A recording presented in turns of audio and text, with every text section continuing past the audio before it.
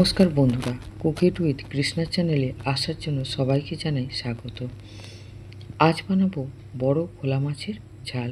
প্রথমে মাছটাকে কেটে ভালো করে ধুয়ে পরিষ্কার করে নেব।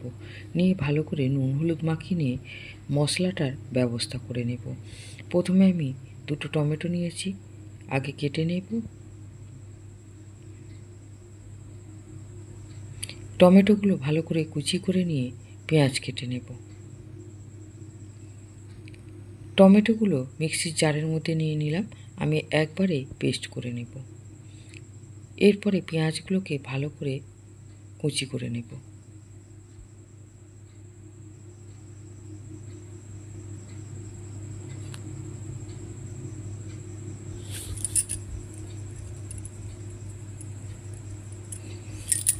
পেঁয়াজগুলোকে একদম মিহি করে কুচি করব।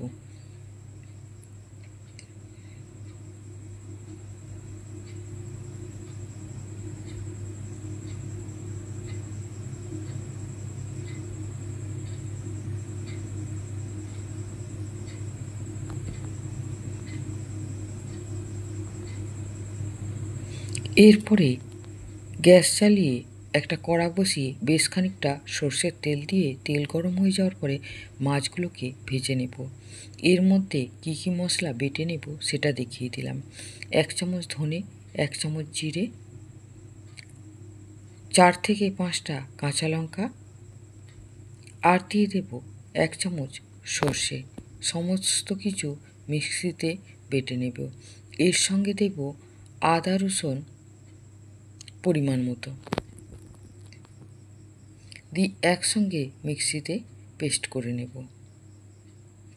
মাছগুলোকে ভালো করে উল্টে পাল্টে ভেজে নামিয়ে নেব।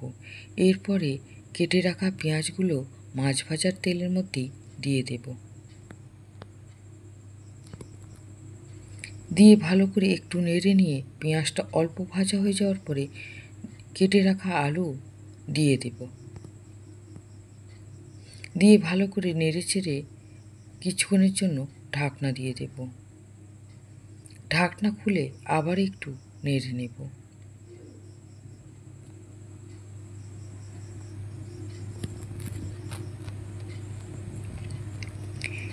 এরপরে আলুর মধ্যে দিয়ে দেব হলুদ গুঁড়ো,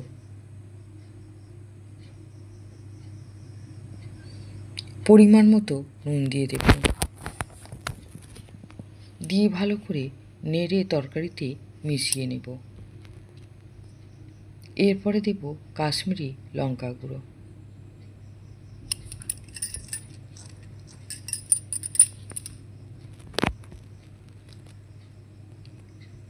ভালো করে নেড়ে নিয়ে প্রথমে যে টমেটোটা পেস্ট করে নিয়েছিলাম মিক্সিতে, সেই পেস্ট করা টমেটো দিয়ে দেব তরকারিতে। দিয়ে ভালো করে এইভাবে নেড়ে নেব। তারপরে দিলাম আদা রসুন কাঁচা লঙ্কা, আর দিলাম ধনে জিরে সর্ষে বাটা। দিয়ে ভালো করে এইভাবে নেড়ে নিয়ে তরকারিটাকে কষিয়ে নেব।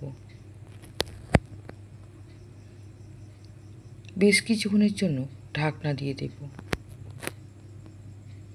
ঢাকনা খুলে আবার একটু তরকারিটা নেড়ে নেব।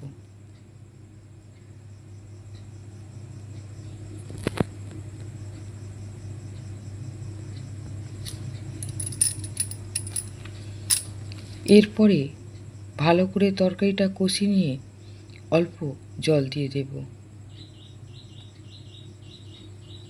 দিয়ে আবার বেশ কিছুক্ষণ নেড়ে নেব।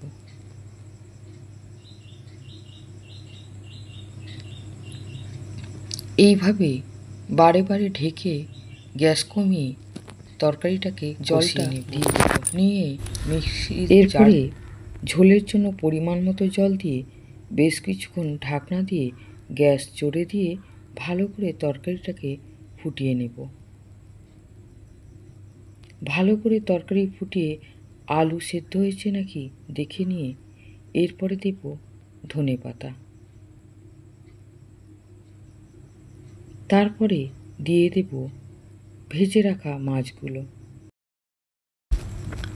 ঝোলের মধ্যে দিয়ে ফুটিয়ে নিয়ে নামিয়ে নেব।